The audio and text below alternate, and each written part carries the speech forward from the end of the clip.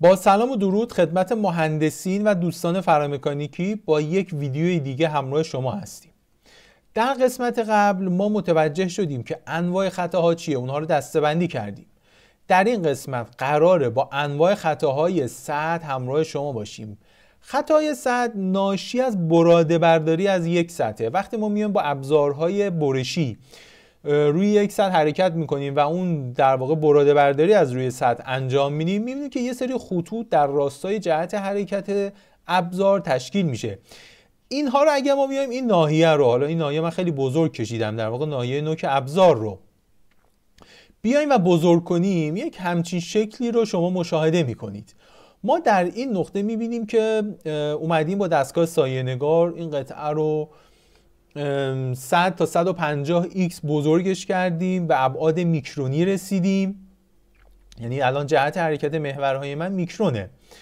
میبینیم که این سطح روی قطعه که ما شاید در ظاهر ببینیم یه سطح صافی رو تشکیل داده، این سطح صافی که شما اینجا مشاهده میکنید براق هم است، ولی دارای پستی بلندی های ناشی از کندن این نوک ابزاره. یعنی این نوک ابزار میاد ذرات رو از روی سطح میکنه، یک سری پستی بلندی برای ما ایجاد میکنه.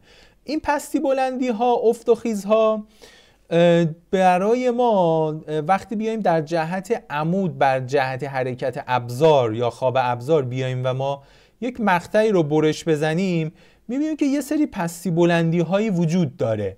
این پستی بلندی ها در واقع همون زبری سطح و ویونسیه که من در قسمت قبل شکلش رو برای شما آورده بودم. این بلندی ها رو ما میایم میسنجیم. از این پستی بلندی ها طبق استاندارد B46 و 1302 ایزو 1302 و ازمه B46 ما یک آرتی به دست میاریم. از این آرتی ما آر-A و آر-Zی که شما قطعا اینا رو دیدین رو به دست میاریم. ولی یه سری محاسبات داره، میانگین، انتگرال، یه سری تقسیمات داره که حالا کاری باهاش فعلا ندارم. تو دوره کامل اینا رو بررسی کردیم. میایم اینا رو به دست میاریم. وقتی آر-A و آر-Z رو به دست آوردیم، اونجاست که بالا با یه جدولی که وجود داره ما میگیم این کیفیت سطحش در چه لولیه. این کیفیت سطح به صورت اینجوری دندونه است، اینجا مشاهده میکنید دندونه های مختلف، یا نه اینجوری صیقلی آینه است. حالا این خب این سطحش خیلی آینه ای نیست، یه سری دندون ها رو شما تو عکس، حالا کیفیت عکس هم خیلی شفاف این رو نمیگه، ولی یه سری دندون ها رو میبینید. اینا همه همون چیزایی هستن که ما از این زبری بالا پایین قله دره ها میتونیم به دست بیاریم.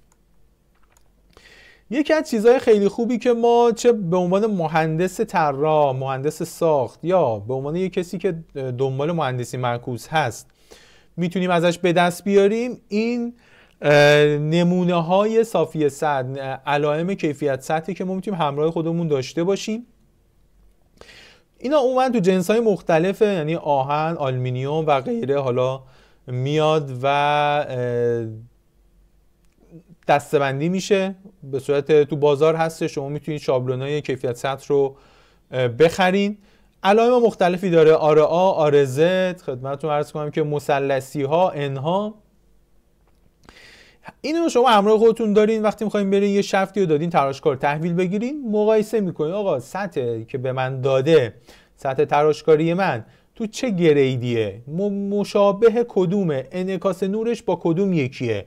این روشایی که شما وقتیه که شما از دستگاه پروفیمت نیاین و استفاده کنید. دستگاه پروفیمت همون دستگاه زبری سنجه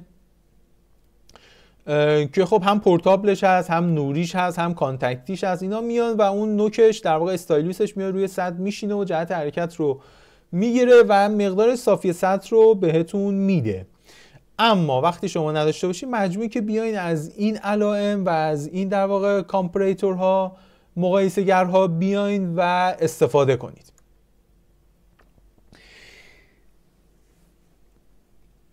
من در مورد علائم گفتم، این رو هم بگم که شما علائمی که شما تو نقشه هاتون به کار میبرین یا تو نقشه ها میبینید، به عنوان کسی که طراحه، به عنوان کسی که سازنده است، به عنوان شخصی که توی کنترل کیفیت داره کار میکنه و باید بیاد قطعات رو مقایسه کنه با نقشه و قطعه واقعی و فیزیکی، شما کلا دو تا روش دارین. روش اول روش در واقع نمایش به روش مثلثی، روش دوم روش رادیکالی که خب جدیدن یه مرسوم شده. روش مثلثی تقریبا واسه 1940 جنگ جهانی اول دومه دیگه، خیلی به کار نمیاد. شما تو نقشه‌های جدید، نقشه‌های خارجی، نقشه‌های زیمنس اصلا نمی‌بینی که از روش مثلثی به کار بره. نه اینکه تاریخ نقشه باز 1990 به قبل باشه. اما تو روش رادیکالی که روش جدیده، تو روش مثلثی توضیح بدم، ما میایم سطرها رو میایم با روش مثلث، یه مثلث، کیفیت پایین، کیفیت متوسط، کیفیت خوب و 4 مثلث که اینجا وجود نداره، کیفیت ممتاز. اما اینا گرید بهمون نمیدن، اینا مشخص نمیکنن که کیفیت پایین یعنی چی. یعنی همونی که اره نواری اومده بریده همون سطر رو بده، هوا برش بریده همونه، یا نه یه خود پیشرفته تر اومدیم با فرز زدیم، اون کدومه؟ فرز اگه بد بزنه لنگ باشه چجوری میزنه، خشن تراشی باشه چیه، راف باشه به چه صورت، فینیش نهایی بعد چی باشه. اینا همه اون چیزایی هستن که توی مثلثی ما خیلی نمیتونیم روش مانور بدیم، دستمون رو باز نمیذاره به چه صورت باشه. اما در روش رادیکالی که شما اینجا میبینید، ما با یک علامت رادیکالی مواجه هستیم که میتونیم بیایم دیتاهای مختلفی رو در قسمت‌های مختلف نمایش بدیم. خود روش رادیکالی 2 تا تاریخ داره. در واقع استاندارد 1302 تو 2 تا تاریخ عوض شده که من تقریبا یه اونی که تو ایران پرکاربردترین فعلا براتون آوردم. حالا میگم تو دوره کامل من استاندارد جدید 2011 2001 هم آوردم و توضیحات کامل دادم. تو استاندارد 1302 میاد و برای نمایش علامت کیفیت سطح میاد و از روش رادیکالی استفاده میکنه. میگه ما یه رادیکالی داریم که تو نواحی مختلفش اعداد مختلفی میتونیم به کار ببریم.